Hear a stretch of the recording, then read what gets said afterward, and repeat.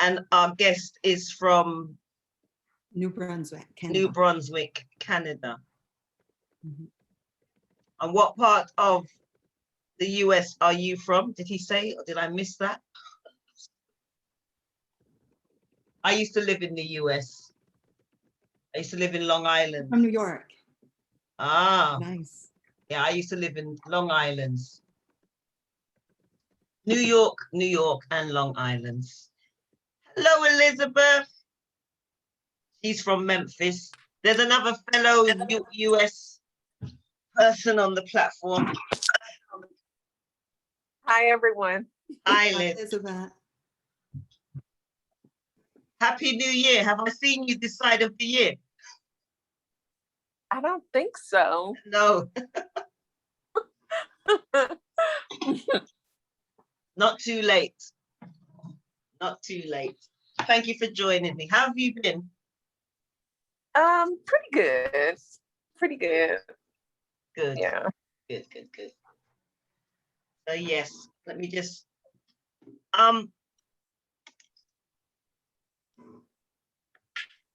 oh, TN. Is that Tennessee, Joe? Is TN Tennessee? Yes, Yeah. ma'am. Okay. Hey Gemini, welcome back. Hi, babe. Sorry Happy I'm New Year. late. No, you're not. Happy New Year. And to you too, Queen. And Queens, or Queens. Yes, ma'am. This is my school friend. I've known her since I was 6. Oh, nice. Really? That's cool. 6. Primary school girls. Mm-hmm. We're just waiting for the platform to warm up, Gems, as always. Okay, no problem. You can see our lovely guest on my screen. She's to my left. Hey, The one honey. and only Colette Hi. Martin. Nice to meet you.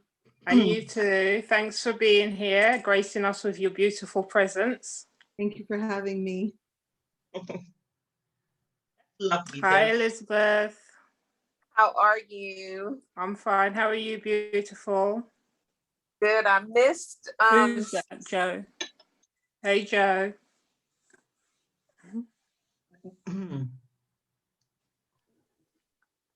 My new grandbaby's mum's on here. You're supposed to be having my grandson. He's due today. Oh, bless. Oh. Hi, Al. excited. Yeah, I was just about to say something. Gemini, let me congratulate you on your products. Thank you. I'm Thank so you. proud of you. I whenever you disappear, I know you're up to something. I know Yeah. you're up to something. So I just commend you. you on your new adventure. Thank you, honey. I wish prosperity in abundance. I really do. And I'm Appreciate coming you. for my Thank package. Okay, so please let me know what I must do to get my package. I've lost your address because I've got a new phone and it didn't save my contact. Well, the old phone just shut down and I can't get nothing out of it. So Okay. just message me your address and I'll put Yeah. something in the post for you tomorrow. Lovely, no problem. While we're on here, because we're all about sharing, Gemini make Let me show you girls. Hold on. products, natural. I think the new line she has done is deodorant and a cream. Really? So I'm making deodorant cream, all natural, and face soap with turmeric and honey. Yeah. Nice. So you can go follow her on Instagram. You can put your Gems by Gems. Gems by Gems handle in there, and let's plug your gift and your talent. Yep. Hello, my darling. Welcome back, V. We're just waiting for the platform to warm up. I'm going to get a fan, not because the weather over here is in the tropical climate, but I'm quite hot. All right? And I'm not going far, it's just here. We're in the stages of men. Yeah. Pause. Men on pause. Yeah? Yeah. Men on... Jesus, this is broken. Your Yeah. Gems by Gems. Gems by Gems. Gems by Gems on Instagram. I do waist beads, things Okay. like these, shungite, chains, Okay. waist beads. Actually, I Do just you finished. want to type it in the chat room, Jem? I just Yeah. finished making this today for Oh, yeah. somebody. Type your It looks- information in the chat room. I will do, baby. Yeah. So yeah, so thank those who are here. I'm still awaiting more. Hiya, Joe. Yep, Hey, Joe. they're coming. Okay, They yeah, are. excellent. Let me type that in. So we got a mixture here. Canada in the house, the US in the house, London in the house. Is Sylvie Canada, or what part of the world is Sylvie? Is it Sylvie or V? It's Sylvie, but Sylvie. Sylvie, that's nice. Yeah. Thank you for the support, Joe. I hope more males turn up. It's very important that we have a balance. Absolutely.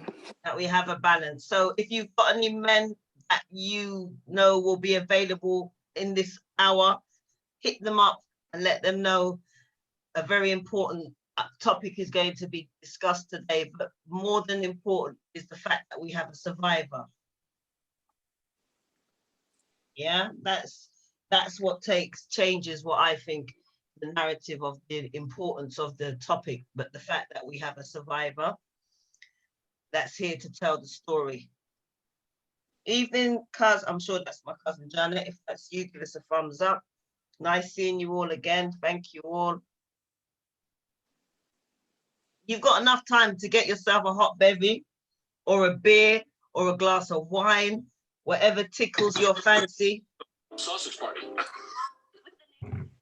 Whatever tickles your fancy. We will be interviewing the lovely Colette Martin, who is a survivor all the way from New Brunswick, Canada, gracing us with her presence today. And not just her presence, she has a remarkable story to share.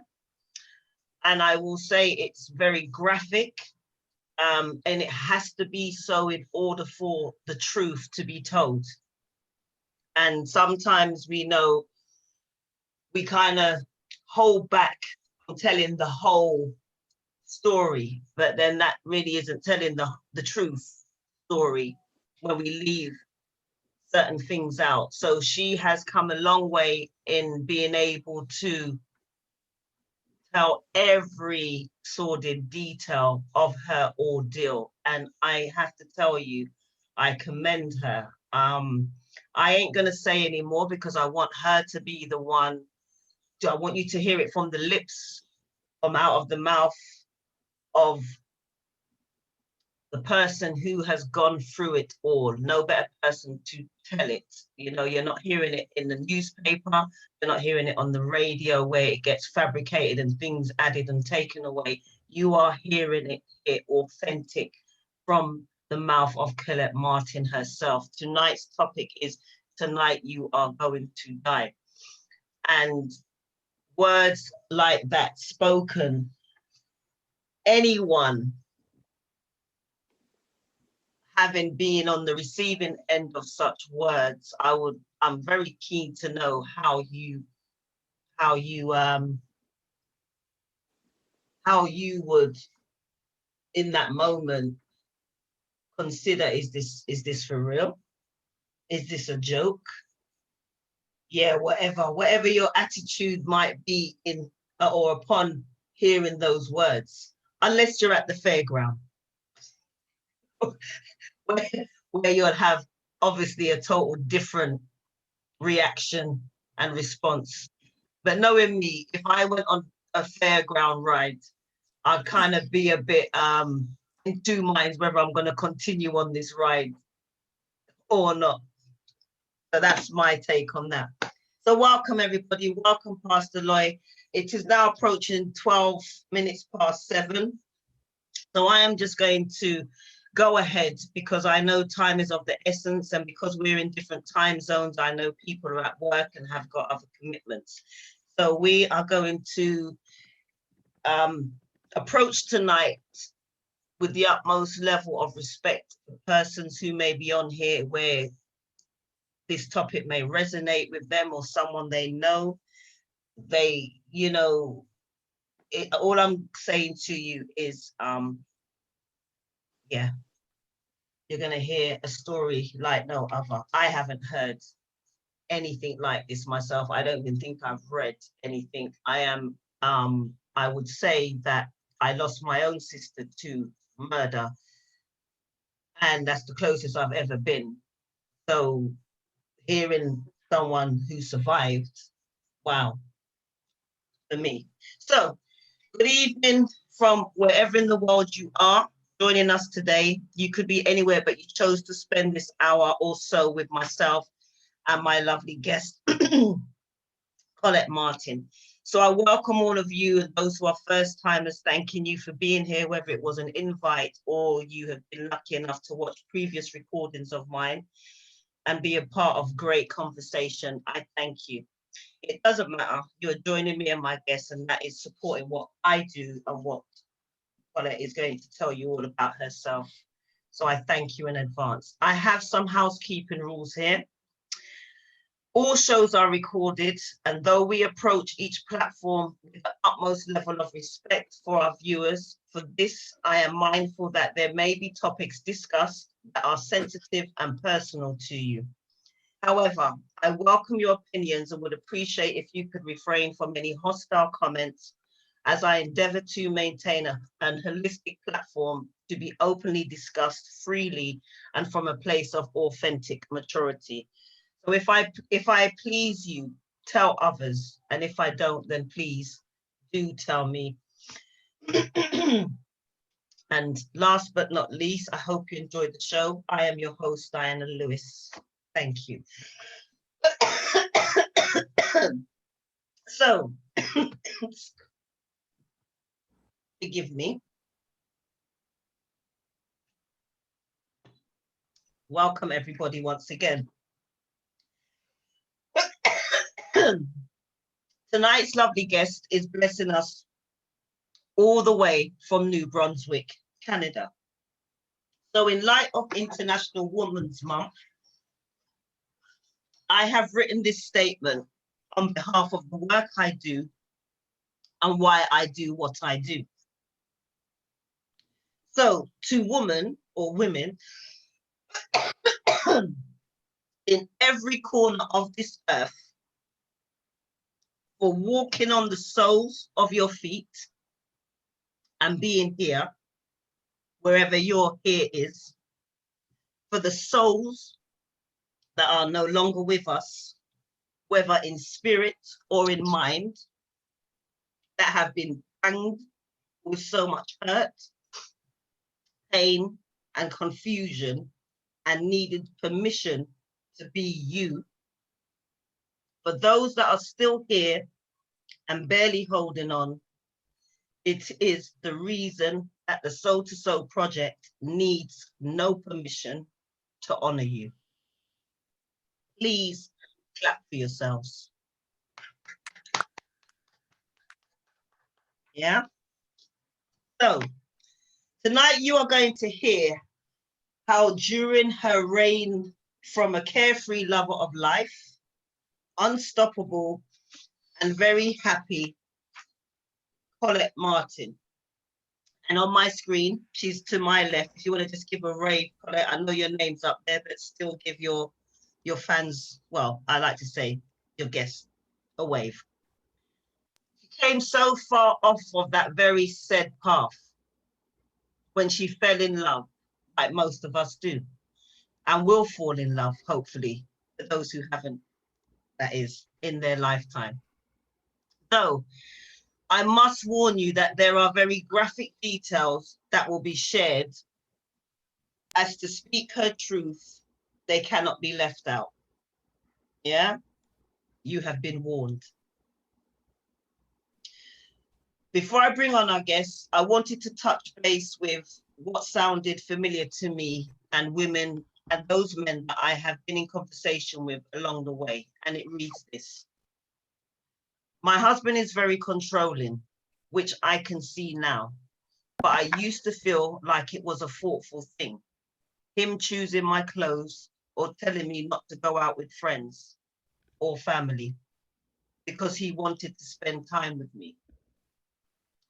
Now, sometimes, and not in all cases, these words are coming from a loving husband or partner, or can become from a loving husband and partner, and spoken in the most endearing ways.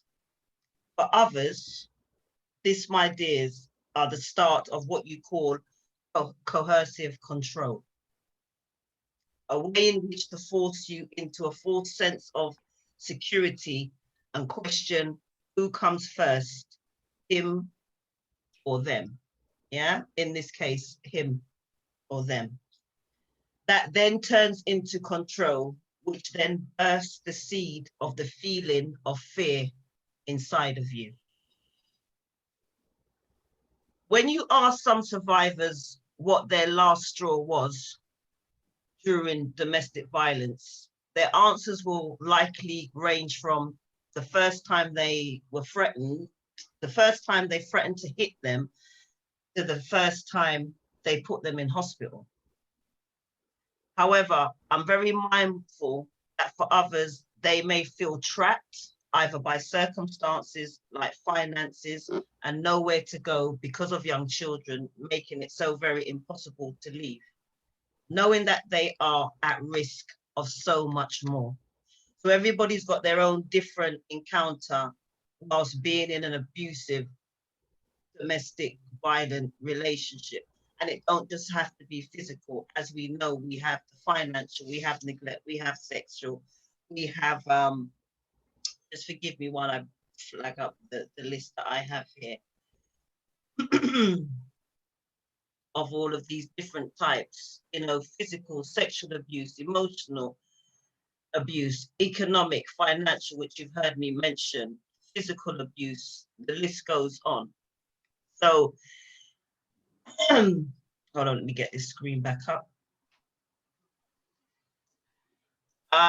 Okay, so yeah, so as I listed, so knowing that they are at risk of so much more.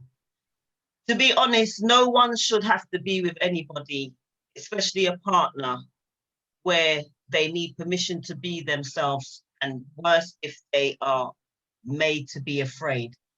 And I said this earlier on in a joke form, but it really is so, not unless they work at a haunted house, yeah? So for our guest Colette, being told tonight's the night you are going to die, and no, she was not in the fairground going through a haunted house. She was in her own house that would haunt her, that would come to haunt her eventually. It is at this point I'm going to hand over to you all the way from New Brunswick, Canada, a woman who has an amazing story, who's come to be my friend, the lovely Colette Martin. So, with that said, hi Colette. Please Hi, everyone. introduce yourself to your guests, please. I'm Colette Martin. I'm from New Brunswick, Canada. I'm the mother of 3 boys. And I'm a survivor of domestic violence. Can you tell me, Colette, or tell us, if you could, about you? Tell us about you and your younger years, first and foremost, so we can get a picture of exactly who you are. Carefree girl, love life, and love everyone. What was life like for you as a young person? Growing up, I had a loving family. Mm-hmm.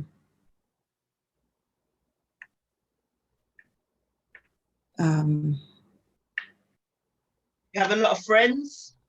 A lot of friends, yeah. And I was only 19 when I moved to Toronto.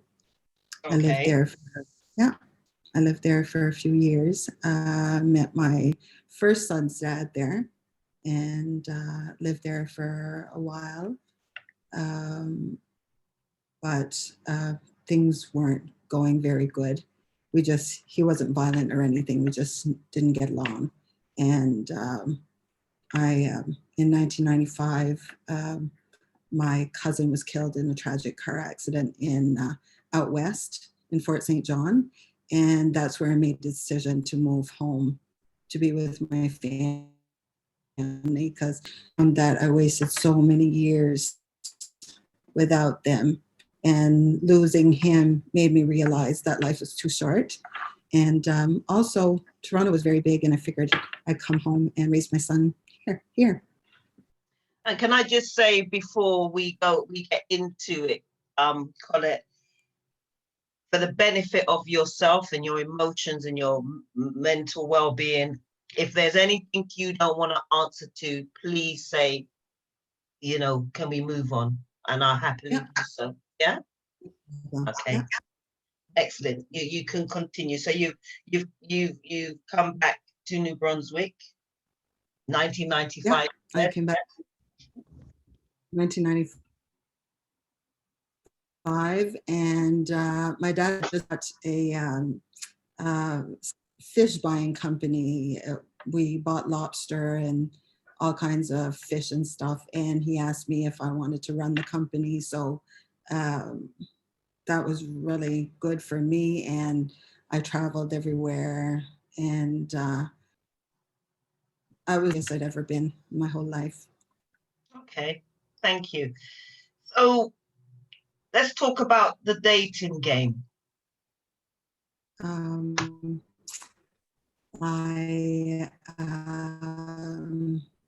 After a while of being home, I love to go out and dance and stuff. And you know, I would go to a dance club not far from where I lived. And I did meet this one guy that I really liked. And he was just enlisted in the Marines right before we met. So that didn't go very far.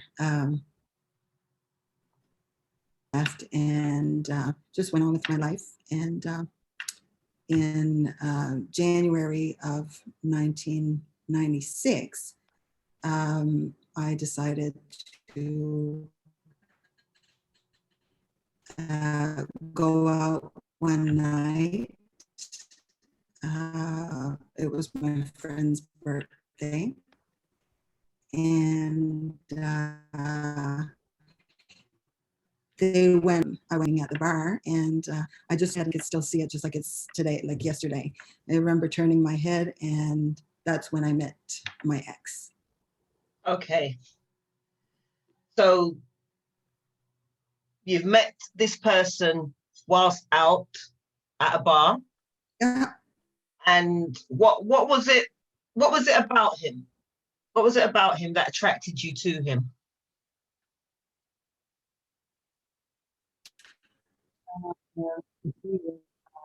Tall, dark, and handsome. I thought it was love at first sight, but I guess it wasn't. But while you was focusing on the love at first sight kind of thing, what kind of things happened while you were still in love with this person? What kind of things did you do together? He was from Montreal, but he was going to Moncton University, and he would come to Miramichi, not far from where I live, to play hockey on the weekends. He played with a team called the Tim Horton Leafs, and I got to know all the friends and all his hockey player friends and all their girlfriends, and we traveled everywhere, and it was amazing. Like, I never thought anything. Nothing, no telltale signs or anything at all. No.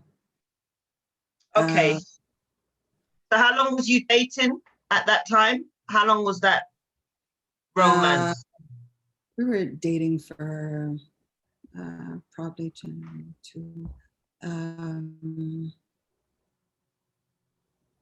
Okay. to It's okay if you don't remember how long. It's insignificant. Yeah. if you can't But- remember. So there was someone very close to you that could sense that something was not right. Who was this? My mother. The first time she met him, she didn't like him, and I should have listened to her. Hmm. She knew Oh. there was something not right, but I thought like the 20 calls a day or all that stuff that was happening, I thought it was, and he loved me, and that's why he was calling. But I know now that he was calling to check up on me, everything. But back then I thought he just didn't want to live without me. What was that, apart from calling you about 20 times a day, what other things did he do and say to you? He would, not right at the beginning, but after a while, he moved in with me after a few months, and he would watch what I ate, and he would want me to extra time, and I felt good when I did all that stuff, so I thought there was nothing wrong with that either. I didn't realize that it was a control thing. Yeah. Hence, when I spoke earlier on about the type of behavior that comes with coercive control, you don't really see it as being anything because you think, oh, wow, you know, my partner really wants the best for me and so on and so forth. And another thing, he wanted, like, he wasn't jealous in that type. Like, he always wanted me to look really good and, you know, dress really nice. And he, like, I didn't realize it at the time, but he spent more time in the mirror than I did. And I think he a lot more than he loved me, but it takes a while before you realize that stuff. I think you just see it after. But these are signs that I should have, if I would have known, then I should have watched out for, but I was blinded by love, I guess. You know, we established that, you know, your mum could sense that there was something not right. What was it that she said to you at that time? She just told me that she was scared for my life and that he wasn't a good person. And my mom was really, her intuition was really strong. So she knew, like, she could tell something was going to happen before it happened. And she had a really strong faith in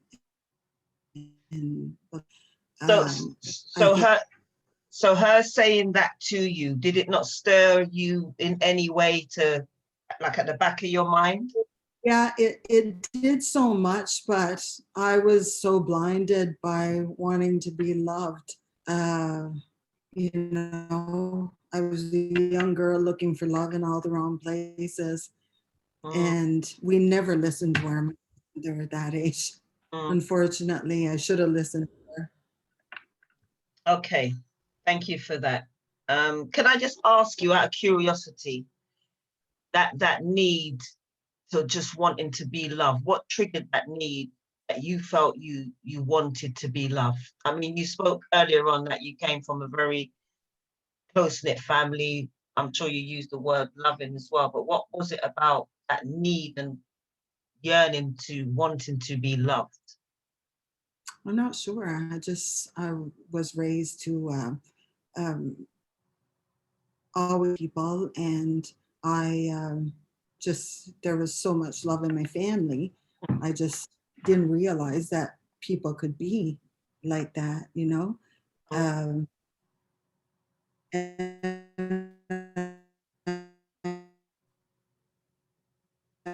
The reception's kind of freezing. I don't know if that's for me or everybody else.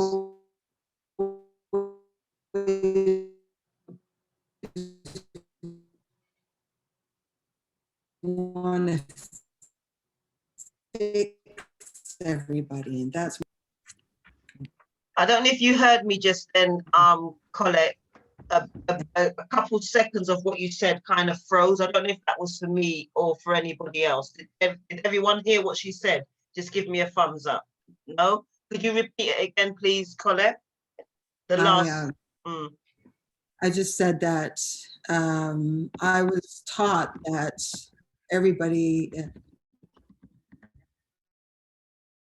is good and everybody, like, I never realized that somebody could be that dangerous. Like, I thought that, and if somebody was not, I would always try and fix the people. And I just said that it took me 50 years. Wow. I'm not fixing no one anymore. Good for you. Good for you. So we're going to approach the year of 1996. What about that year rings home to you, rings true to you? What happened in 1996? My grandfather died in August of 1996, and I'm not sure if I've ever told anybody this, except for a couple of places. And what happened is that that night after my grandfather's funeral, all my cousins and stuff were all together, and that night he felt like I didn't pay enough attention to him, and I really don't know what happened. I don't know if I said anything wrong or whatever, but that night he kicked me in the stomach and knocked the wind right out of me. And that's where I figured, that's where I started to figure a way that I was going to get rid of him, but I didn't know how. But I knew from then on, because it was never physical before, and like we argued and he would grab, and that physical enough. But that night when he punched me in the stomach, that was the point of no return, I guess, for me. So you spoke of having a young son from your previous relationship. Did at any time your son mention to you how he felt about being around this person or anything like that?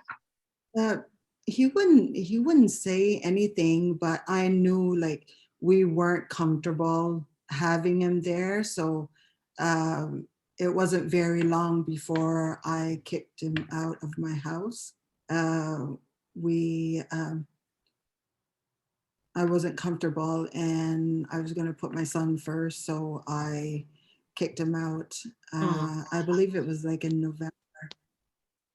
And can I just say, that, you know, for many, that's a definite red flag, yeah, of that first encounter.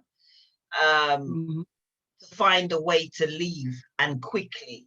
But for many, we know that this is not always the case, yeah? So I just wanted to make that point very clear, so as not to have people who are on here who know somebody going through, have gone through. I know it isn't the case. You can't just up and leave just like that. Some people do, some people it's just impossible.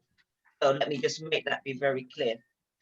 So I'm going to pause there, and I want you to tell me a little bit about your community, the village, the town that you live in. You know, do women hang out a lot? Are there places to go and activities to do? Tell me about the town that you live in.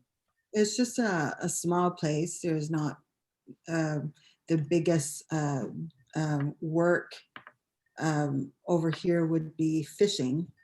We have a lot of fishermen. I think we have the biggest port in Atlantic Canada. Okay.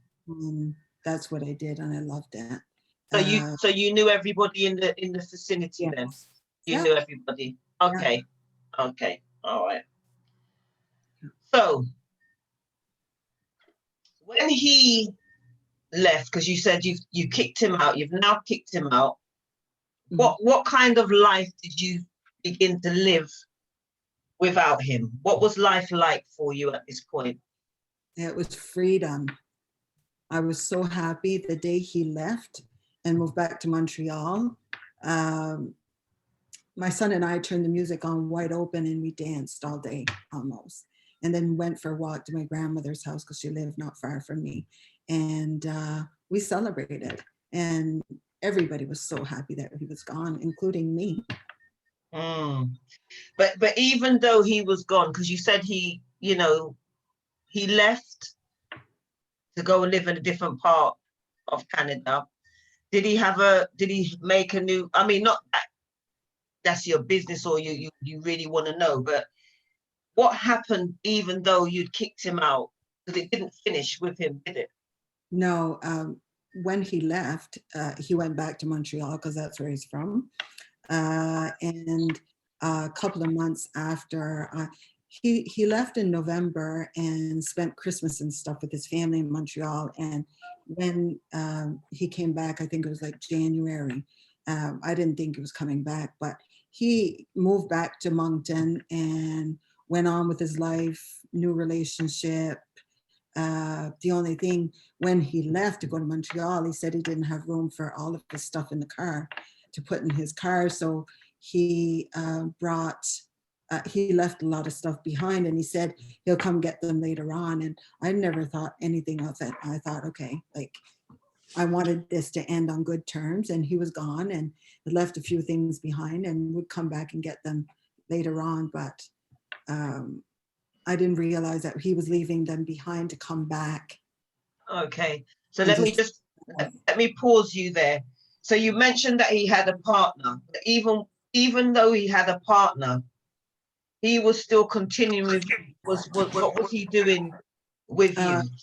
He would call me, write me letters to tell me how much he loved me and couldn't live without me. And he would call. Sometimes I'd answer his calls. Most of the time I wouldn't. And I'd tell him, like, there's nothing between us anymore. I don't want you back. Like, be happy, stay in your end. And life goes on, right? Yeah. With my job, I would travel and stuff. And I think it was in February, I went to Boston at the Boston Seafood Convention, because that's what I did. And I had an awesome time, and I met a lot of people. I was in the prime of my life. And I think that really irritated him. And I met somebody new, and I think that just pushed him over the edge. Okay. So I'm gonna pause there because someone in the background is, can you just mute yourself in the background, somebody? If you just check your mute button, please, because I can hear a lot of background noise. Okay. Thank you. Thank you for sharing that, Colette. And it's such a joy to hear the joy that and the freedom that came when he had gone with you and your son, and life starting anew for you, and you realizing, because you come to realize by using the word freedom that you hadn't been living life whilst this man was in your life. Yeah? Yeah.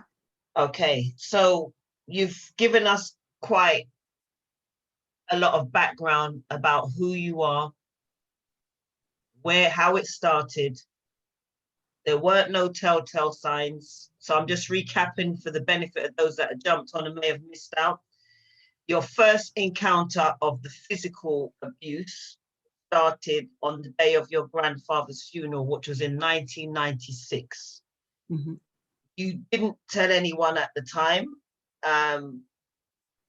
You didn't do anything, but you knew in yourself that something ain't right here. And this is where you decided to kick him out and move forward. Mm-hmm. Or so you thought. Yeah. And so go on. Also, what I wanted to say was that he didn't want me to spend time with my friends. He didn't want me to be around my family. He was just wanted me all to himself. Like he was just, it was just me and him, like, and my son. But I'm sure he didn't want my son around either. So that's my big decision. That's why I kicked him out. Yeah. Well, you had strength in you to be able to take those steps. So I commend you for that. You know what I'm saying? And that is something that in many situations is just not possible because of the control. Mhm. Yeah. So well done for finding that strength that you could muster in that moment to send this man, giving him his marching orders. Yeah. So this is where the story unfolds. For the benefit of those who have just arrived on the platform and may have missed something so fundamental, I said that Colette has to, in order to tell her truth, go tell it with graphic details. Okay, so I'm going to hand it back to Colette.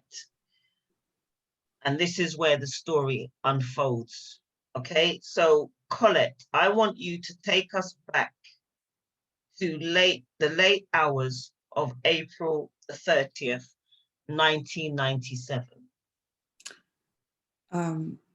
He had called me to tell me he was going to come and get his stuff, but he would do that all the time and he never came. So, but for some reason that night, you know how they say you listen to that little voice inside you? For some reason that night, I kind of had an eerie feeling. I just didn't want no confrontation. So I called my cousin and she came to spend the night with us, with me and my son. I think I remember looking at the clock when I heard a big bang. And that was, I think we went to bed, it was probably 11 o'clock. And I was in a very deep sleep. And all of a sudden I heard a big bang. So I remember coming out of my room, closing the door behind me. And when I looked up, the door had fallen down, had kicked the door down. And when I looked up, it was like a monster. It was like the devil standing there.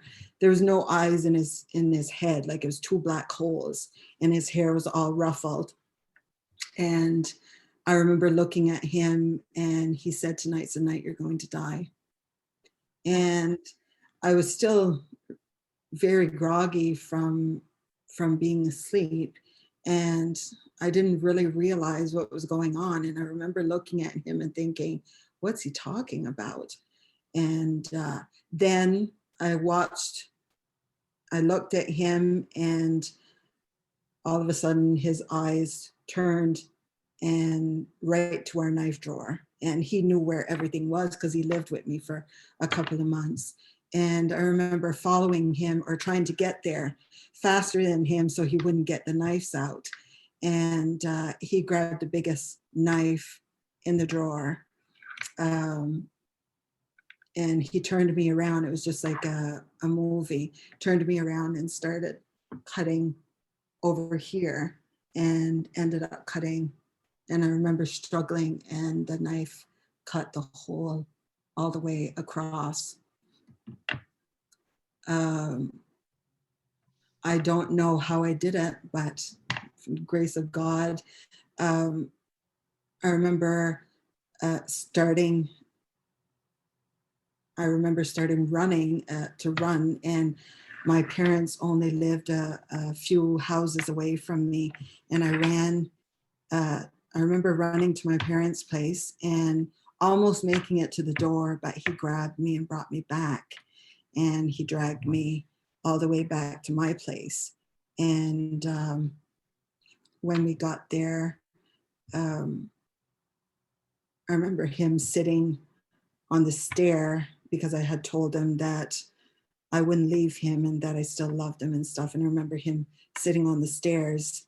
My cousin that was in the house taking care of my son and calling the police told me to go in the house and put something around my neck, and I was in such shock that I didn't realize that there was anything.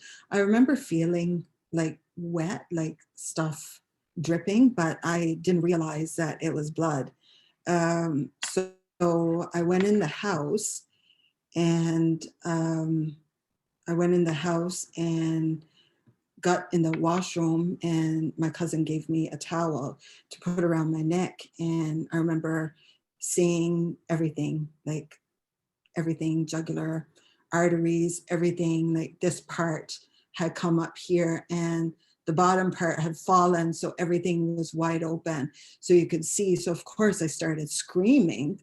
I couldn't believe what I was seeing in the mirror. And I think that rattled him up again because he was sitting down, and I don't know how. I went back out, and he proceeded to stab me. He had put me backwards over the railings of our step, and he started stabbing me. And I remember laying there, and you know how they say that your whole life flashes in front of your eyes, and that's what happened. It was unbelievable, and everything is in such slow motion. It feels like nothing's ever going to end. So as I'm laying there and he's stabbing me, and this knife that he stabbed me with was a knife that I didn't recognize. It was a little pointy knife, and I had never seen that knife before. And as he was stabbing me, all of a sudden I felt like there was a shield on my stomach because the knife kept hitting and bouncing out. It didn't feel like it was going through. And when I looked up, I saw my two grandfathers and my cousin that had already passed. I felt like I was looking at them from up, and they had like a feeling of like they were in peace. And I had a really warm feeling over my whole body. And I knew, I didn't know why they were there. I knew I felt safe. I felt like I was going to be okay. And it didn't matter to me, like I had no pain or anything. So I wasn't sure if they were there to come and get me, to meet me, or if they were there to tell me I was going to be okay. And after that, he pushed me over the stairs, so I fell backwards. And that's when everything started bleeding a lot, like stuff started really coming down. And I remember taking off again and running back to my parents' house, but this time I made it to the door. When I got to the door, I remember my mom, it took her a while to get there, but he didn't get me before I got to the door.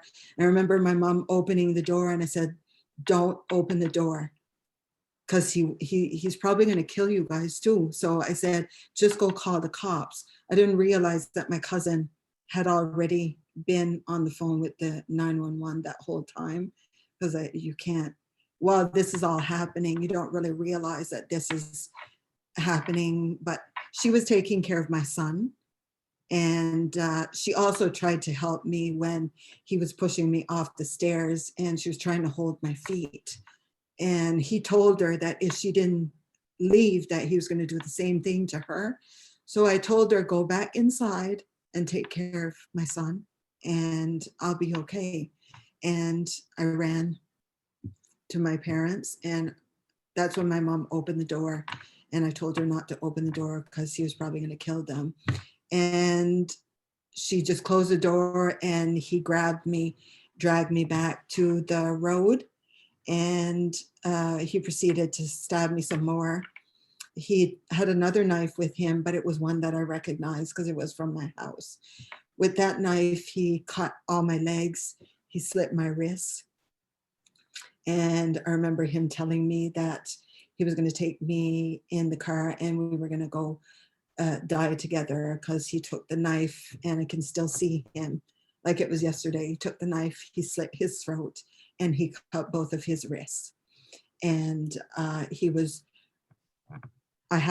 remember being on my knees and begging for my life and telling him that I loved him and that I would never leave him and that everything would be okay. And I remember we're going back to the house, and when we get to the end of my driveway, I remember looking towards the road, and I remember seeing the RCMP coming. I remember the flashing lights. When I saw the lights flashing, I said to him, "You're done. Like, they're gonna come, they're gonna get you, and you're gonna go to jail." So he still had that knife in his hand, so he dropped the knife on the ground. And I was so scared he was gonna stab me some more that I grabbed the knife, and I was waiting for the cops to get there, and the cop car kept going. It didn't stop. It kept going a ways up. And what I didn't realize was that for their protection, they have to scope out the scene before. So that's why he passed and he came back. And by the time he got back to the road, I had the knife in my hand. So he told the cops that I had cut him. So they put him in the cop car and they put me in the ambulance. They put him in the ambulance and me in the cop car. And then I remember my sister driving in the driveway and my cousin coming out, and they told them what had happened. So they took him out of the ambulance and put him in the police car and put me in the ambulance and started to treat me before we'd have the long drive to the hospital.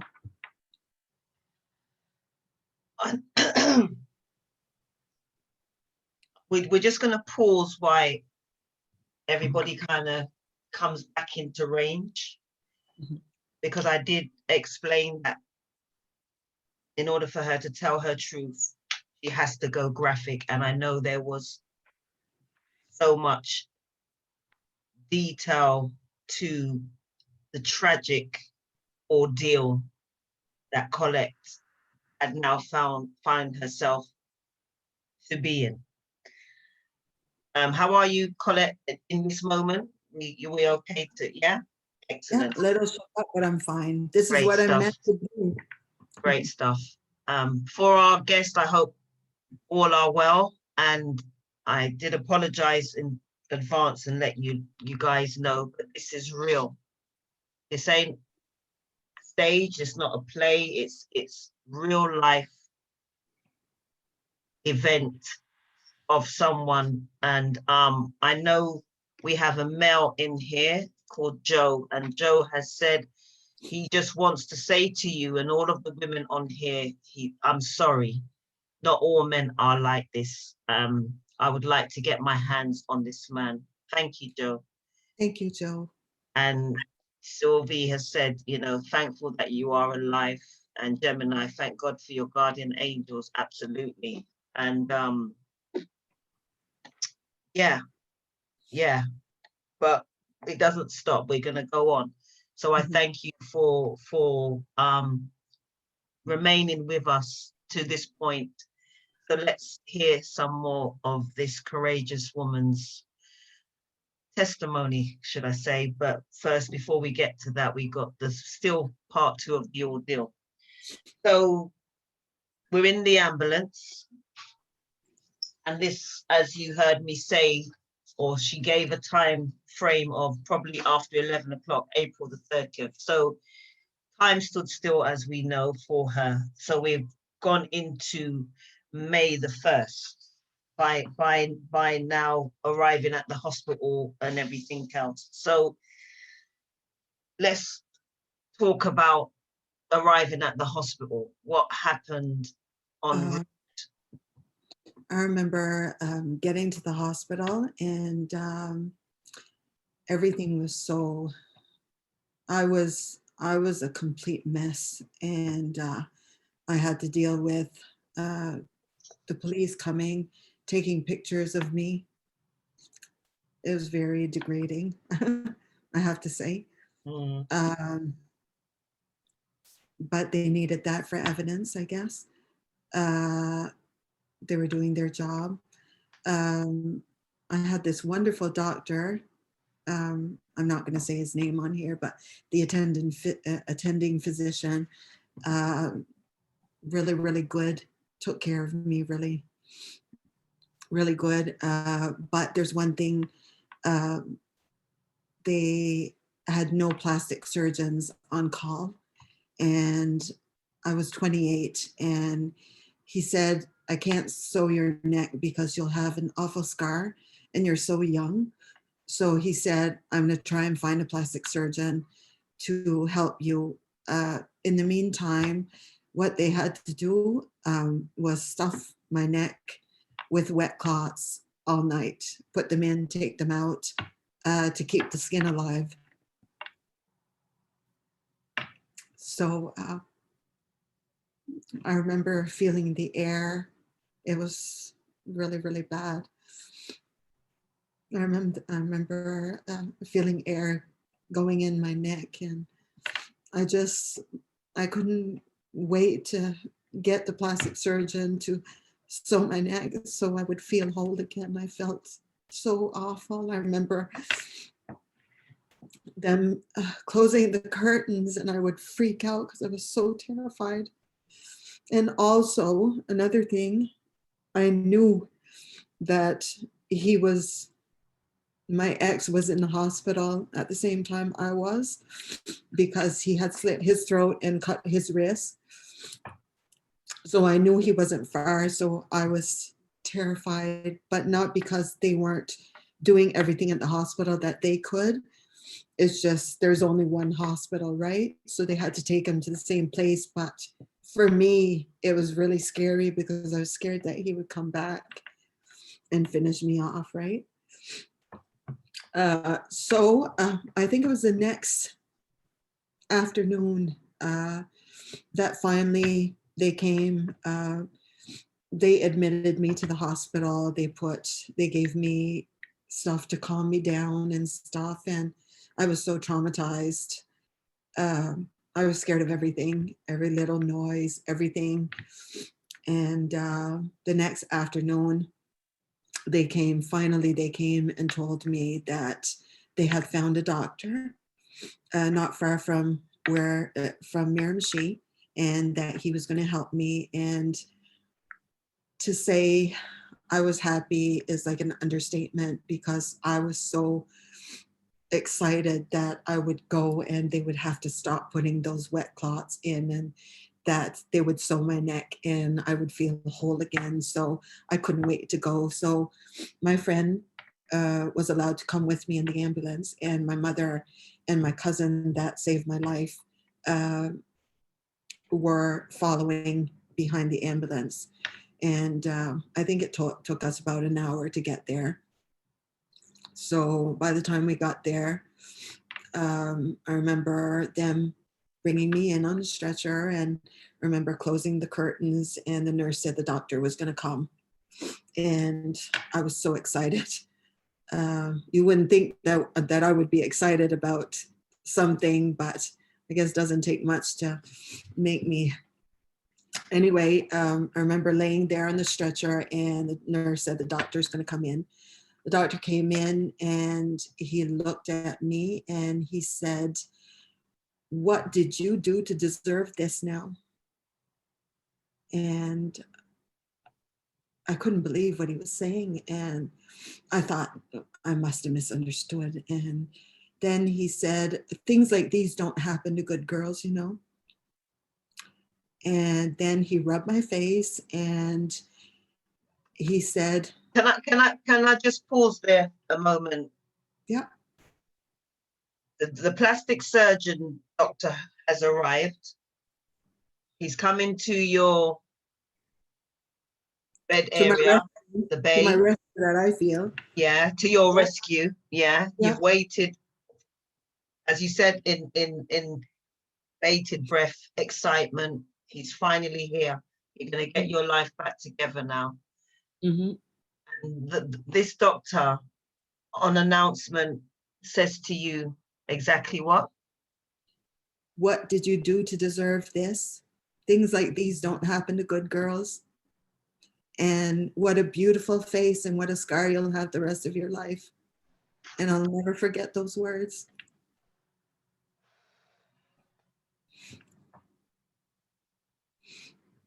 I felt so ashamed.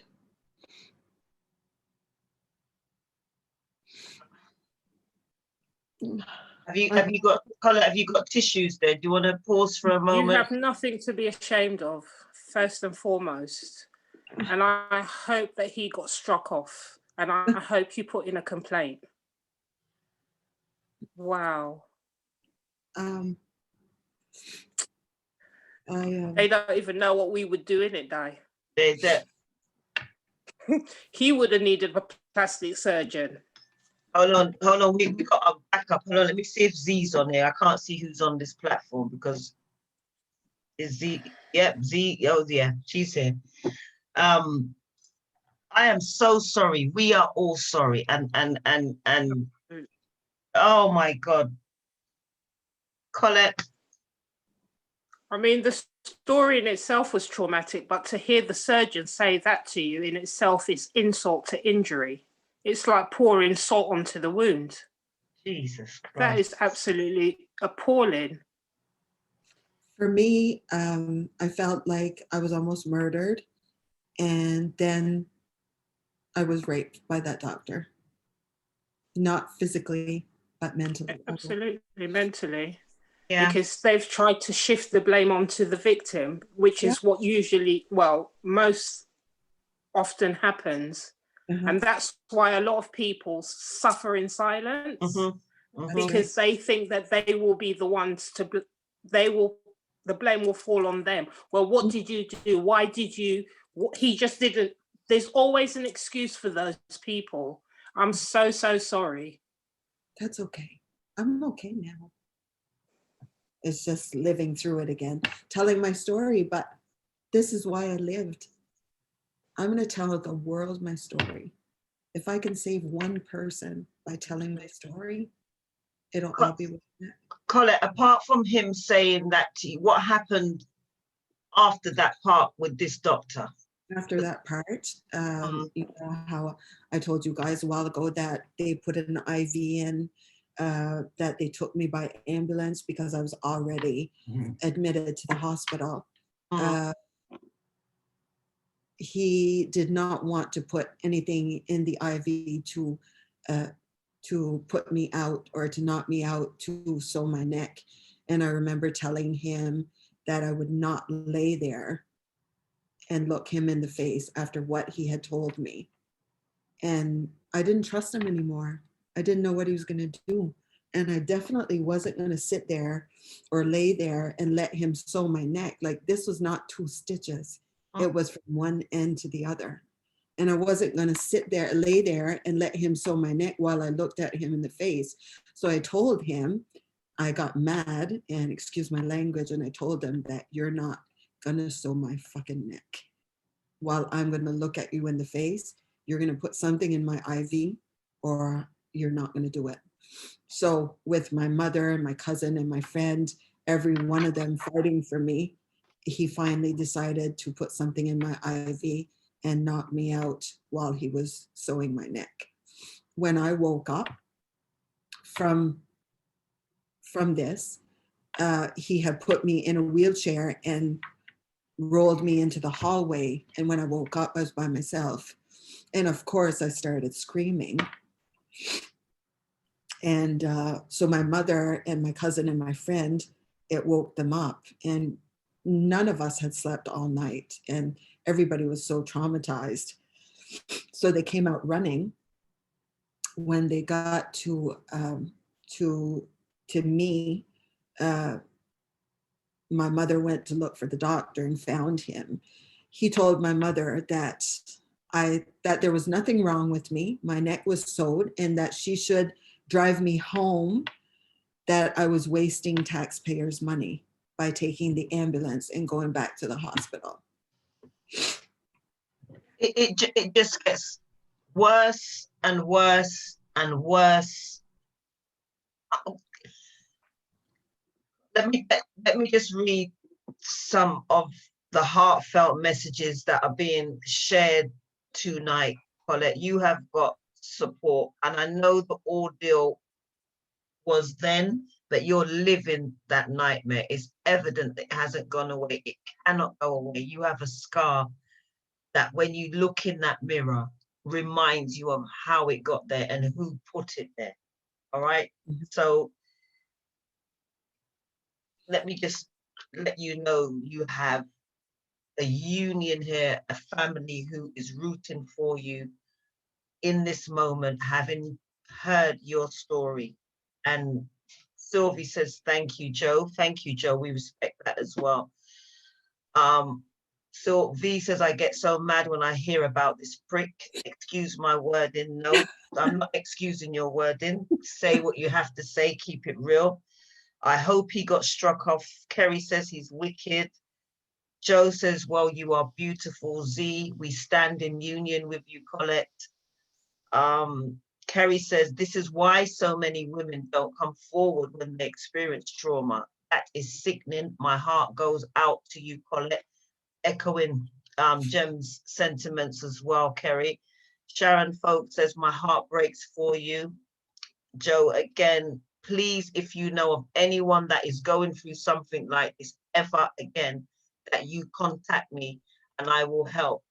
So Joe's taking numbers. Anyone, you've got a security guy here who has offered his help anytime. He says, I know a lot of people, good for you. Sylvie says, so proud of you, Colette. So proud of you. Colette is the strongest woman I know. I cry like a baby every time I hear her story. It makes me feel stronger. I was also a victim of domestic abuse. Thank you for sharing that, V. Janet says, you are an overcomer. Yes, we know. Absolutely. Joe says, or asks, this doctor is no longer practicing, correct? We'll get to that in a minute. Elizabeth says, thank you for your strength, courage, and transparency. Z, this is raw and real, and your story will help others suffering in silence. Joe, again, I want to ensure this doctor is no longer practicing medicine, please. If someone can get me the name of this doctor, I will handle it silently. Joe, I don't think you are alone on that, my dear. Kerry says, I have no words. Joe, I'm in the medical device world, very deep and have many connections in the surgeon world. Joe, this is where we have to be careful. I'm fine now, Joe. Words fail me. Yes, Shaja, my heart breaks for this amazing woman. Sharon, may your strength continue to make you rise. Okay. So we're hearing this today. We're somewhat, how many years later, and it's still fresh like yesterday. But it is still yesterday because there's many women, and I say men, that go through ordeals as such. Still. So your story it shocks us, but every day we're hearing on the news, on the radio, media, social media platforms covering it. Mhm. Still it's happening. Mhm. The only thing is, I don't think I've heard a survivor speak how I'm hearing you speak on your ordeal. Me personally, someone else may have, I've never heard it because to me, this is raw, as Z said, this is raw. So when you're listening to it, it doesn't diminish anybody else's ordeal. I'm hearing you speak it to us raw and live. Do you understand me? So it's made it so real in this moment, and to have you sit on here. Yes, you've shed tears, and you have every right to do so. But no, I'm not even going to throw a but, because that eliminates everything I've said previous. You sitting here and sharing your ordeal have come up in your whole aura, your whole presence, your whole being is a ball of light. It's a ball of light. And I'm not saying that to kind of make you feel, oh, I just, this is real, because I'm very transparent, and I've had the privilege to speak to you before. You graced us on the platform on Saturday. We held back from sharing too much, but today you've come, and I've listened to you speak on previous platforms, and the format of the interview didn't hit me, or hasn't hit me how it's hit me today. How it's hit me today. It's a different kind of energy that's coming from you in this moment. And with the support that you are being shown through the comments, they're not just words, Colette. They are heartfelt truth that of women and a male that we have been blessed with today, who are rooting for your victory, yeah, for your healing, because you're still healing. So I'm not, we're not finished. You spoke about the wasting the taxpayers' money. One moment, because another message has just come through. Let me just get it up to date.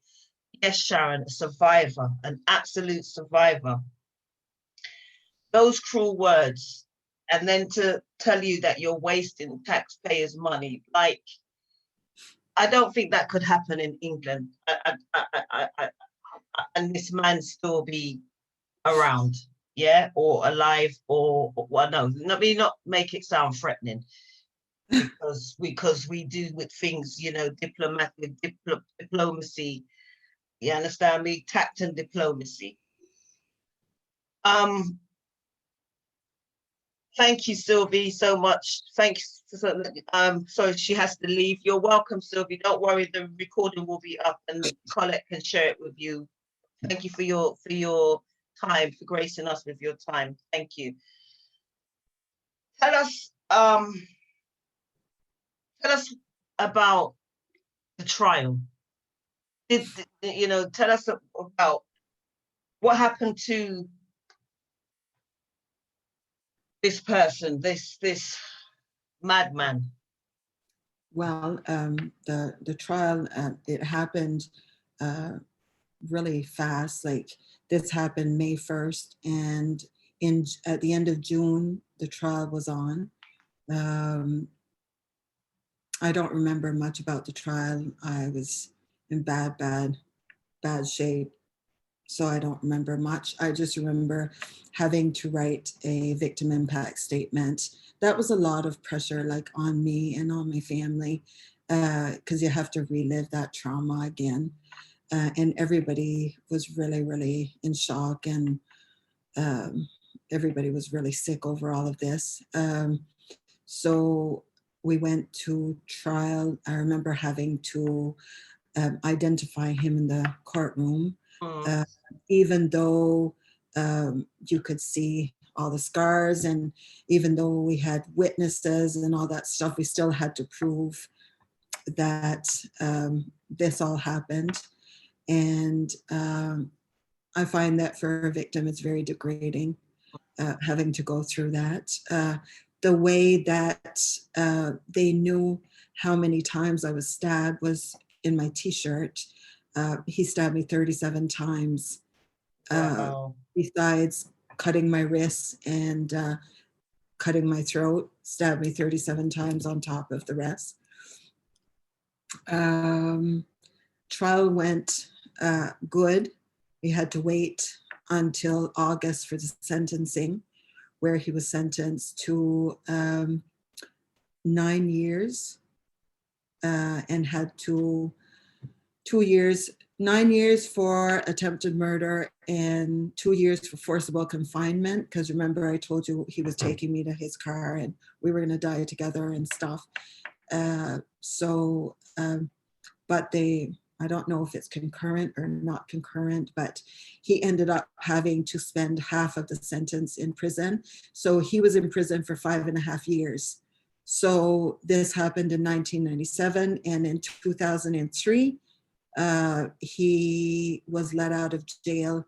A month before they let him out, the Parole Board of Canada sent me a letter, told me that he was a very sick individual.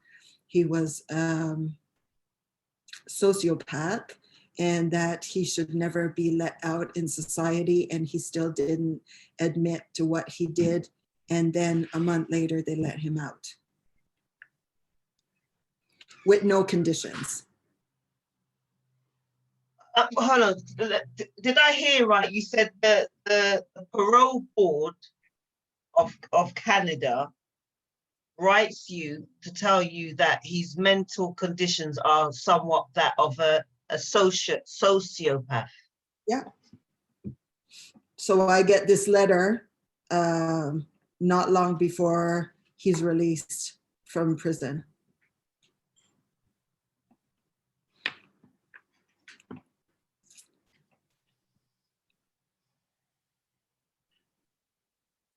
So of course, my panic attacks, anxiety attacks, and all that stuff, all the medication, panic attacks were so bad that I couldn't even go in the grocery store.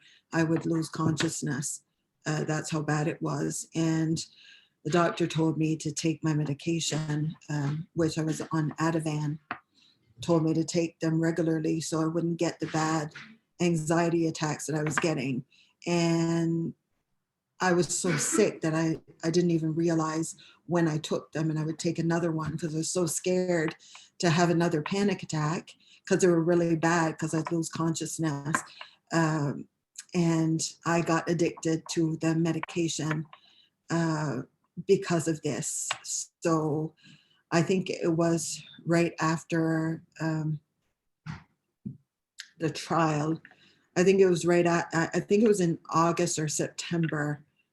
I remember going to the hospital here and asking them to see the doctor because I had fought so hard to live that night, and to overdose on medication that was supposed to help me was not going to happen with me. So I went to the hospital and asked them for help, and they told me that there was no doctor available that night. And that's when I got mad again, and I told them that I'm going to sit in the fucking hallway. Excuse my language, sorry guys. I told them that I was going to sit in the hallway until the doctor came, or a doctor came, and I really needed to be admitted to the hospital. So eventually a doctor came because they knew I wasn't going to leave. I had fought too hard to live. And with everything I had gone through, I wasn't going to kill myself like by mistake. You know what I mean? Like taking medication that was supposed to help me. I didn't want to overdose on medication. Like I fought so hard to live that I needed help. So eventually a doctor came and they admitted me to the psychiatric unit, which I spent, I think, a little over a month. Mm-hmm. Okay. So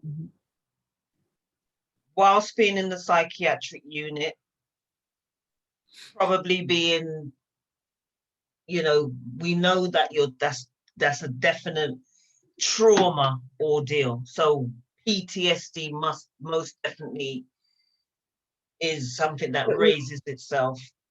Yeah, it was very scary for me because I was there to get help because the medication, I was scared to overdose on medication. The withdrawals, the doctor told me, were as bad as somebody being on hard drugs. Like I really needed help to get off the medication, but it was a very scary place because people were trying to kill themselves and stuff like that in the unit. And I wasn't witness to all of it, but I knew what was going on. So of course I didn't want to leave my room, and I didn't want to go out into, you know, I'm not sure if I should have been in In that place. where other people were trying to hurt themselves and stuff. Because I didn't want to hurt myself. I wanted to live. That's why I went there, asked for help. That whole system sucks. Yeah. The whole system from start to up until this point, based on what you've just shared, it just sucks. So honestly, is anyone in the background wanting to say something? Because I could hear. Oh, it's me. Oh, right. Sorry. I'm so disappointed. I know. I just want to tell you though that, and I just want everybody to know that my psychiatrists, my psychologists, the people that treated me were exceptional, like really, really took care of me, helped me. It's just, it's protocol and procedure. That's what it sounds like. They had to follow the guidelines, the protocol and the procedure. Exactly. Well, that's nice to hear that you did find comfort in I did. The intervention towards the end. Well, I won't say towards the end, but that period, that chapter of, you being in the unit. Where are you now, Colette? Where am I now? Loving myself again. I know now that this is my journey, like this is my path. I know that I lived through all of that to help others. And this, I really need everyone's help to get me out there, to try and get me to do this, to help other people. So we spoke, and from my own research in terms of, let me just read some statistics here about this Canada, right? And this is data for Insights to a Better Canada statistics. And this was July the 30th, 2020. So this is quite current. Due to social distancing and restrictions put in place during the COVID-19 pandemic, many victim services in Canada had to modify their methods of assisting and supporting victims. So I just want to pause there because Colette's ordeal was 1997. Mm-hmm. And there is a very poor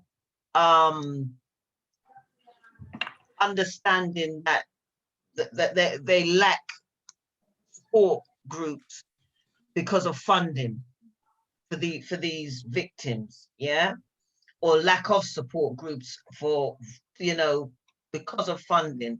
So they're not able to do their outreach work to the capacity that comes under their jurisdiction, so to say. So Colette, arriving at this place now, being a victim, survivor of such a horrific and treacherous ordeal, looking for this type of support from these groups, has come to find all these years later that support is still not there. Her mission is to get the story out, which you've heard her say, and get it out there on every platform in terms of to the capacity that she can in Canada, with the hope that it goes on an international level. So me being me, doing my own research, coming across this latest statistics, talking about the same very thing now, 1997 to 2020, how many years is that? Someone do the math. 24 years. Yeah. It's been almost 24 years. It'd be 24 years May 1st for me. Right. So you heard me read something, July the 30th, 2020. Many physical locations had to close and staff worked primarily from home. Victim services commonly include counseling and crisis services, which we know due to the pandemic, people had to work from home. However, right, hold on, let me just get this right here, right. When asked about Okay, given the pandemic, many of these activities were severely curtailed, raising concerns about the ability of services to provide adequate access and support for victims of crime or violence. This is still 24 years later. When asked about victims of domestic violence specifically, just over half, so 54% of the responding victim services reported an increase in number of victims. So this is July 2020. I then went on to look at as recent as October 2020. And this is from joinonelove.org statistics. Police reported data shown that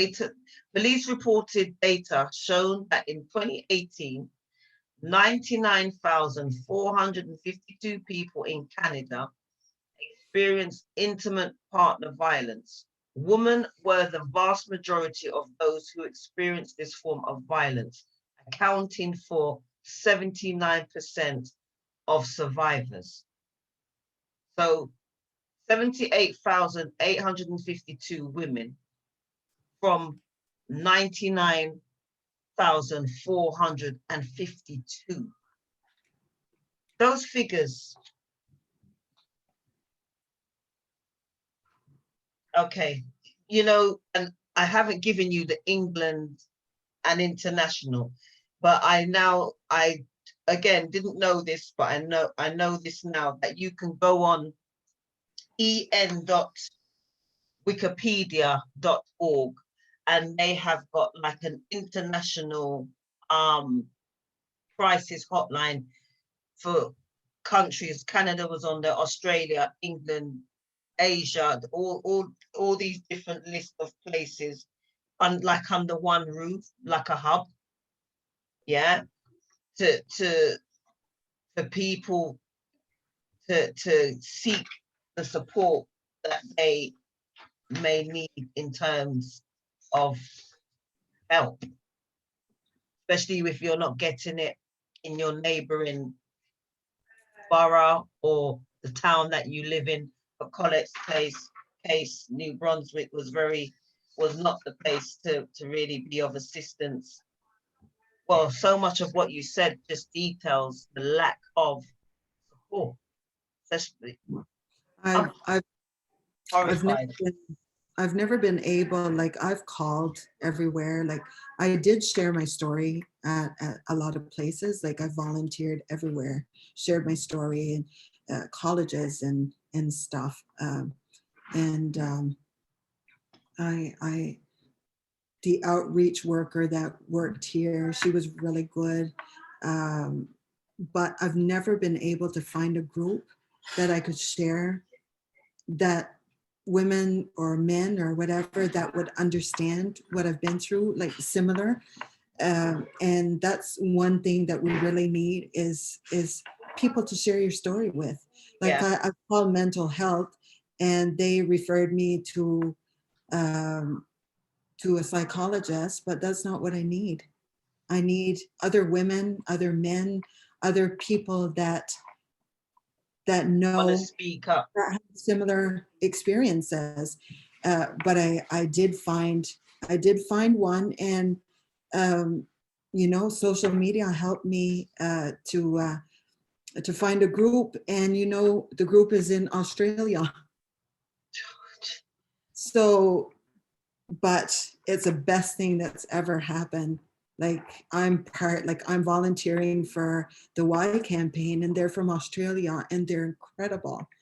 And what are they called? Who are they called? The Y campaign. The Y campaign, We Hear You. Okay. And I'm volunteering for them, and they're incredible. The lady that started all this, her name is Carolyn McGuinness. And the whole group is incredible. And the only thing, I have to get up at 2 o'clock in the morning to get ready to be on Zoom for 4 o'clock in the morning. So it makes it long days for me, but it's so worth it. exactly. If it helps, which it has, you've shared that with us, then that's what you want. And that it seems like a lot of things we have to go out to get the support we need. And you know, the sad thing about it is there are a lot of what do you call them? There are a lot of organizations and projects out there. I've seen a host of them. The sad thing is people not being scared to speak up. People don't want to talk about it. People don't want to talk about it. Talk about that. And with my experience from what I was told from the doctor and all that stuff, like, you can't blame women for not wanting to go out and tell their story. But that's why I'm here now. I'm going to tell my story and try and help everyone that I can. Women that have passed, women that are missing, women that are like, and you know, we commend you. Things are changing, maybe slow for some, depending on what part of the world you are, and maybe quicker for others in another part of the world. But we need to have these talks, these conversations, these platforms, the space to provide a safe place to have people come forward. And you know, I've been doing this a year now, and I've been blessed to have so many amazing women and men share their stories of hope, survival, victory, struggles. And every time there's someone new that benefits from the likes of people like yourself, Colette, the likes of the information that has been shared by people on the platform. Because even if it's one person that's sitting on this platform today, or any other platform gone by, who has felt that what they've heard is going to be the stepping stone for a better life for them, then we've helped one person. And I also, I'd also like to share that my case set a precedent. And before my trial, the husband that did, or the boyfriend that did this to his partner, was only sentenced to 18 months. And what happened is that New Brunswick fought to get a precedent set so that from now on that they would get at least what what my ex was given. Yeah, hearing those outcomes, what women would be saying, what's the point? Nothing ain't gonna happen. Nothing ain't gonna come of it. It's unbelievable. You're someone who has set a precedent, 9 years, served 5. I don't even want to say the next one, but at least they've got you to fall back on, to run with. Yeah. And if there's anyone on this platform, because this recording will go places that I have no idea. And I want to say to you, and we want to say to you, with all that you have heard spoken from the mouth and out of the mouth of a survivor, please don't ever feel that you're alone. Don't ever feel that you have to continue living in fear. You can do something about it in your own little way, slowly but surely. I know you feel that you are at risk because so much is, you know, at stake, i.e. there may be young children, your life for one. However, have hope and know that you will survive, you will get out of it, because this is just another tool that is going to give someone hope when they come across this video. If you are on here now and speaking it into existence, when this video or recording arrives in your lap, and you may be in the very same place that you've heard come across on this platform, I am going to provide for you these helplines. That, like I said, the one I came across today is an international website that has every country an outlet that you can find help, especially if you think you're not getting it in your borough, in your town, village, wherever you are. This one, and I've been doing this work for a while now, and I didn't see this before. I don't know how it bypassed me, but en.wikipedia.org host crisis lines, crisis centers, support groups in your area. Yeah. If you feel that you are a victim, speak about it. Tell someone to tell someone to tell someone before it's too late, because you might not be sitting up here speaking your story. So many haven't made it. For us tonight, we have someone, after all of what she has shared with us, her throat being cut, the continuing stabbing, and then going on to now have a calculated figure of 37 known stab wounds, plus the slits on her wrist and elsewhere.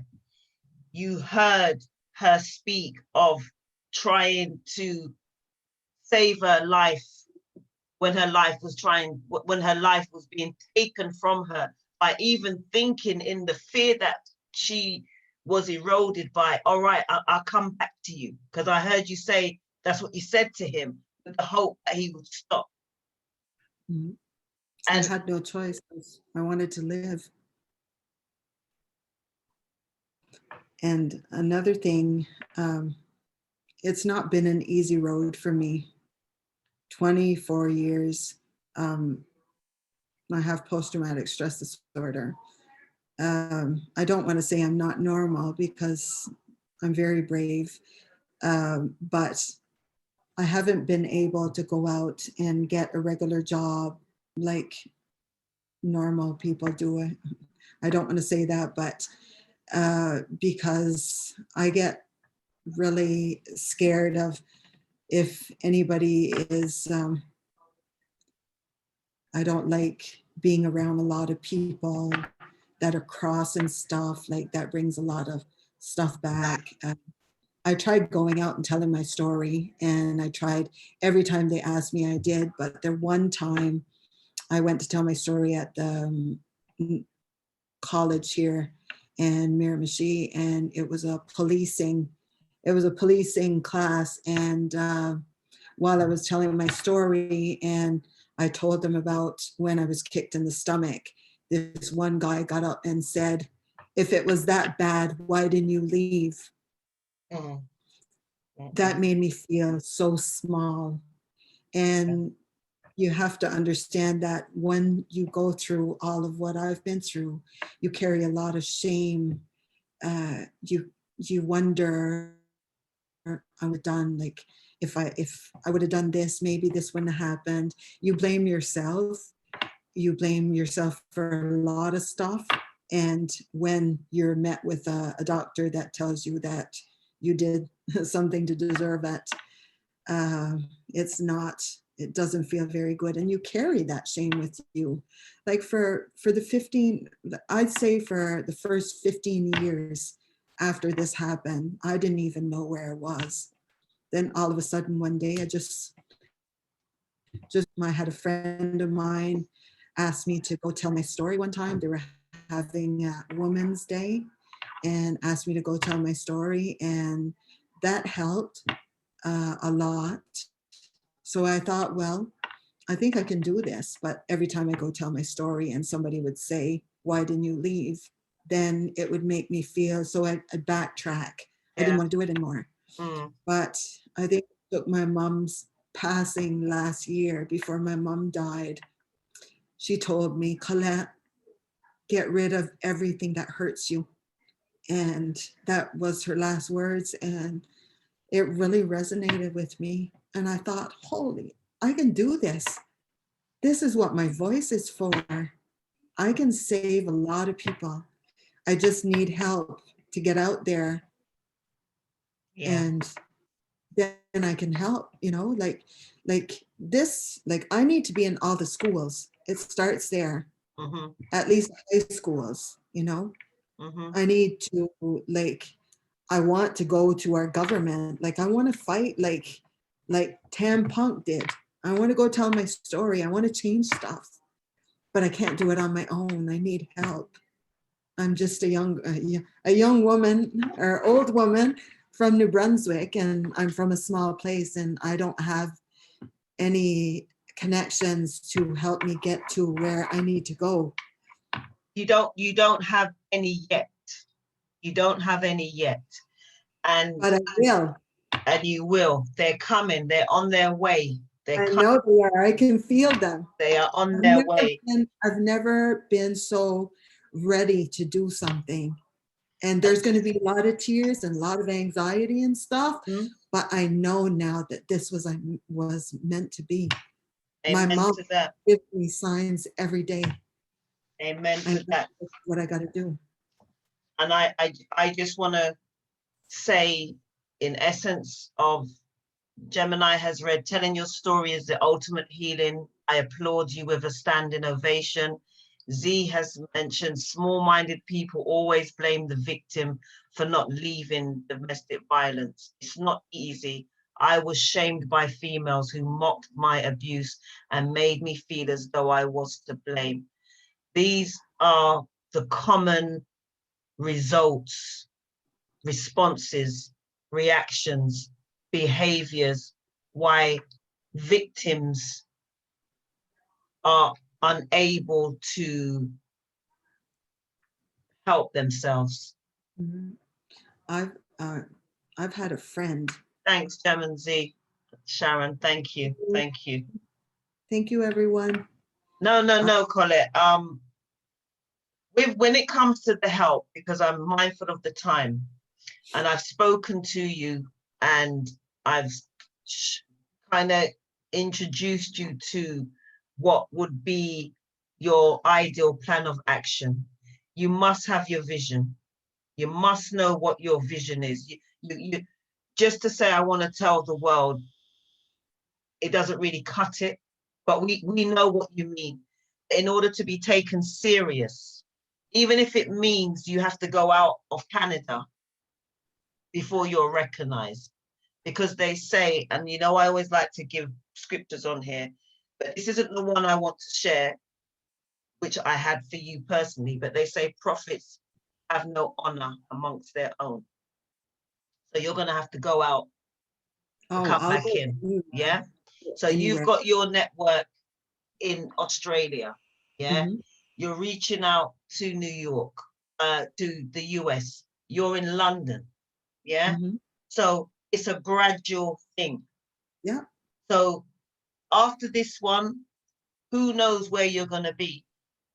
In order for you to have a continuum of platforms to build you and build you, because this is like another strength for you to go on to the next, because you're going to learn what it is that you need to put yourself out there. Like I said, in order for people to take you serious, the scar's just not enough. And I know it may sound like, what do you mean? That's evidence. There's loads of scars. You understand me? Mm-hmm. You have to have an intention. And that intention means when you wake up every day, what has Colette done to take this to the next level? Don't be waiting on people. The people will come. You have to be open to receive. And I said this to you on Saturday, and I say this all the time. You have to be open to receive. Just like how we met, You got I'm to keep putting it plugging. You got to keep plugging and plugging and plugging and plugging. And Tyler Perry has a way of saying you have to climb and maintain, and keep climbing and maintaining, and climb and maintain. So you have your vision, you have your mission, you get your elevator statement ready, because you don't know who may look like a normal Joe Bloggs person walking down the street. They could be the person who is going to be the stepping stone or the door opening to get you in. But if you ain't ready, you're going to miss your chance. Oh, I'm ready. So we have to be ready, so we don't need to get ready. Right? So my advice to you in wanting to have the desires that you have met, you get the vision ready, you get your mission. Who is Colette Martin? Yes, we know you are a survivor. A survivor of what? From what? How did it go? Where was it in the middle? How did it end? What does it look like? What does that world look like to you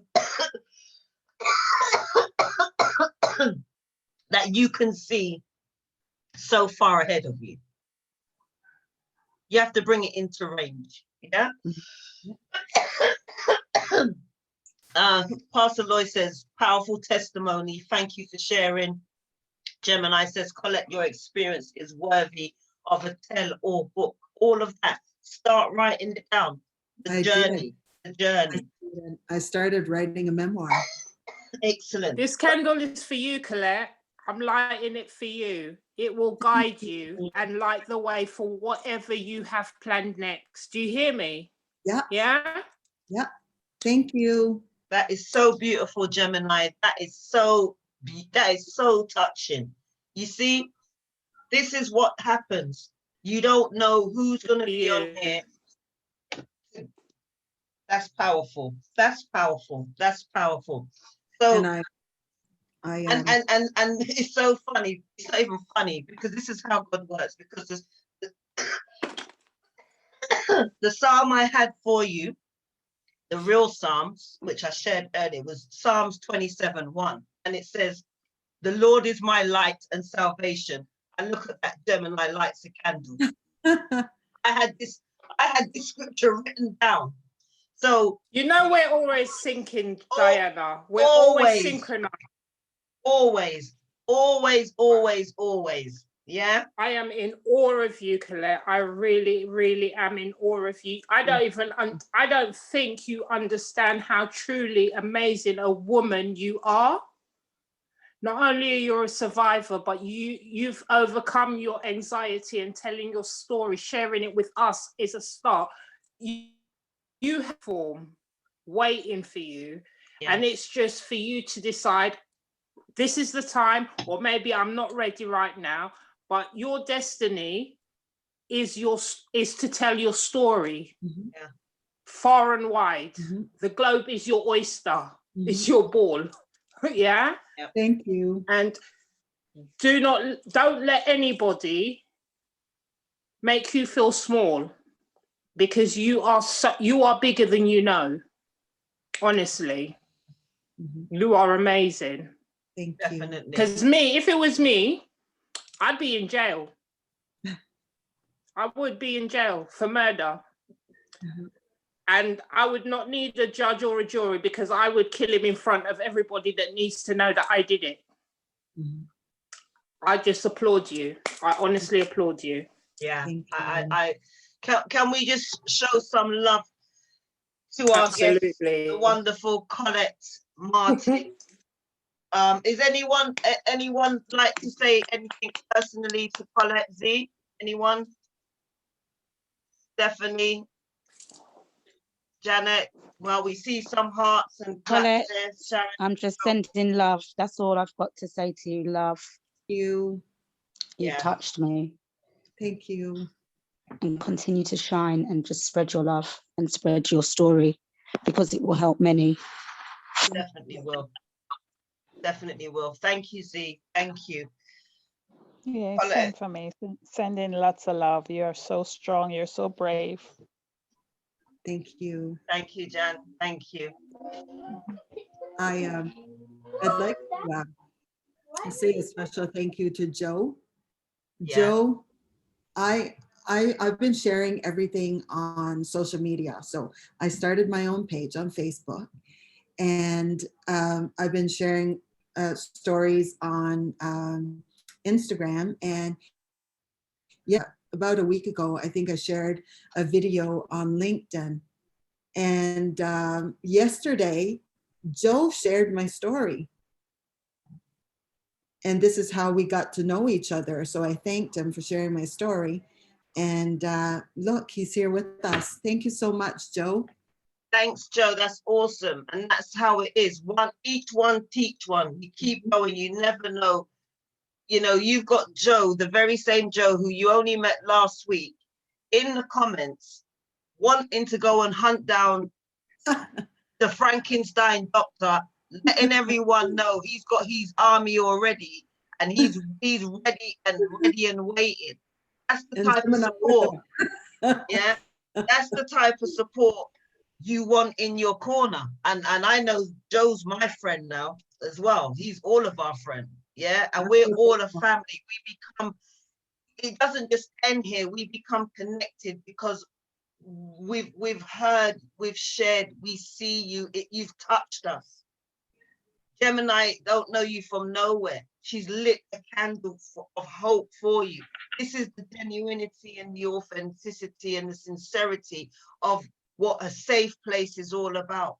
People are moved by your story, Colette, and there will be more and more and more. Your name is going to be spoken in each of these people's homes. And people are going to want to know more and more and more. And then it has a domino effect. Thank you so much, everyone. Yeah. I'm so honored to be here with all of you. Well, Colette, can you put your handle on Facebook and Instagram? I'm going to follow you. Yeah. I put it in this group. I was trying to write it. It's COLETTE. Is it _Martin or .Martin? Colette, write it in there for us, please. Yeah. Yes. Who's this? Joe. The last woman said it all. I'm scared of her. Who was the last? That was Gemini. Gemini. I have a great friend, Maria Mallet in Colette's town. Maria is my business partner. Oh, right. You see, has Colette met her yet? Joe, have you met her yet, Colette? Not yet. Nope. Well, there you go. You see, Janet, true eyes are teary. Her eyes are teary. Okay, Sharon, God has delivered you so that today could happen. Absolutely. So if you look in the chat, for those of you who can, it's _Colette Martin, 1L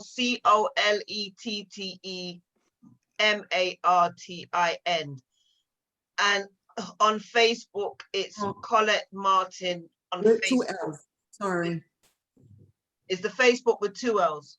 Yeah, Facebook's with 2 L's. My email's 2 L's. Yeah, Instagram is 1 L, but Facebook is 2 L's. COLETTE MARTIN. That's Facebook. And I just created a page, and it's called Empowerment with Colette Martin. Excellent. So only 1 L. Yeah. Empowerment with Colette. Excellent. Yeah. So everybody get following everyone, and let's keep this movement going, because the Sole2soul project is a movement. Yeah, it's a way of it's a movement, not just a way of life. And the stories that come on here are real life stories. And I'm thankful that Colette is here today. And I have one thing for you, Colette, before we go. If this is the only platform that you had to tell a message, what would your message to the world be? I just want to say that I want to save as many women men, children as I can.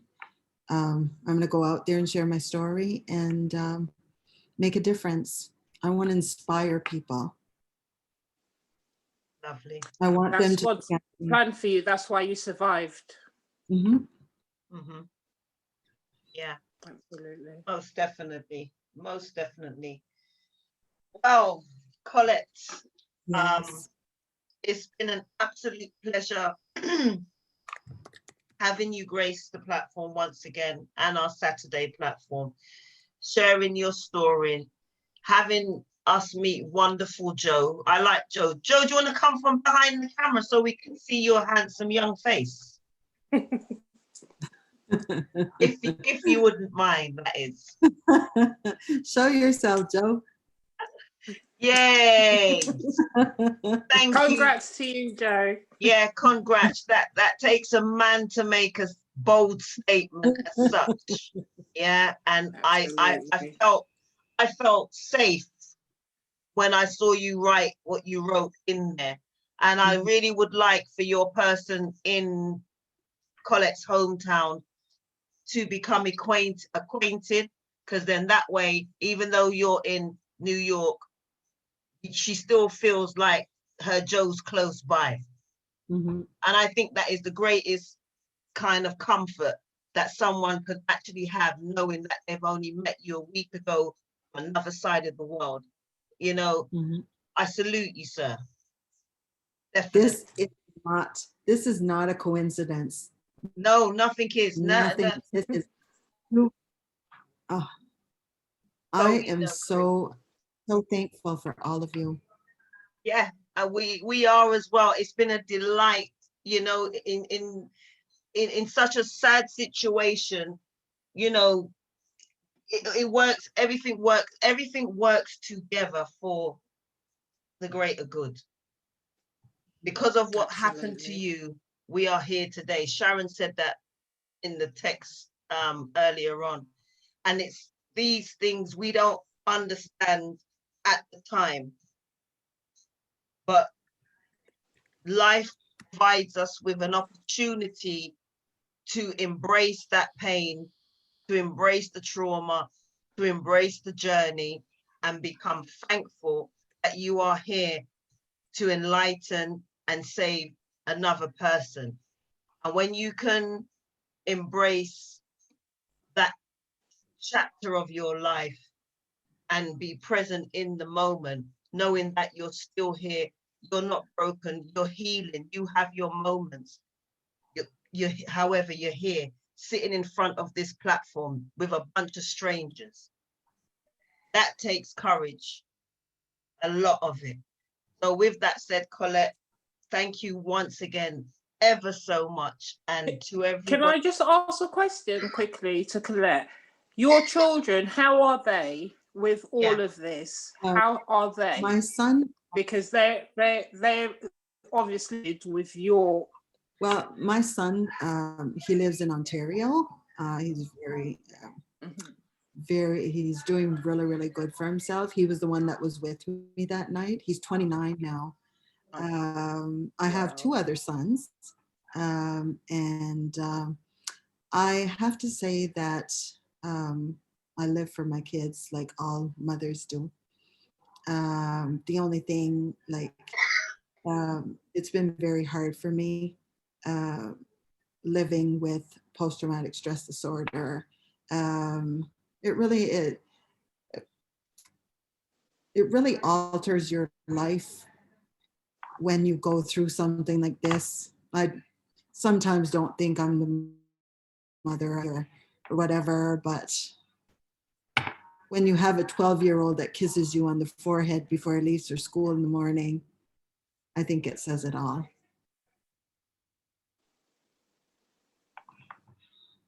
And Gemini, thank you so much for asking a very important question, because that is definitely a concern, that where the children are in this moment. Yeah. And seeing their mum or having their mum come through such an ordeal. it most certainly will impact their lives. So Gemini, thank you for raising that that question. And again, Colette, thank you for putting it into perspective exactly where the children are and yourselves. We want to wish you every ounce of success in arriving at your end goal, number one. But before all of that happens, we want for you to continue to be healed and let the healing keep going, keep going. Every person you meet, touch them, touch their lives with your story. Just keep speaking. Don't stop. Don't be silent. Be the voice for those, like as you said, that are not here today.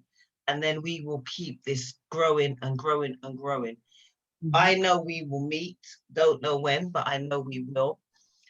And all I can say once again is you have set, you know, a standard for the woman that you are and the desires that you have. And you've touched the souls of the women on this platform in so many ways. And we just want to say a big thank you for doing that. And we're here. We're going to be following you on your media platforms to make sure that we are up to date with your progress and, you know, give support where needed. And give you the support where needed. Absolutely. If you hit a stumbling block, reach out to me, any one of us on this platform, and you are not alone.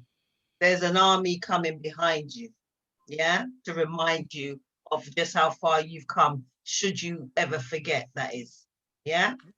So anytime, you know, you've got my numbers, you can call me, it's not a problem. Today has been, what can I say about today? I mean, the feedback speaks for itself.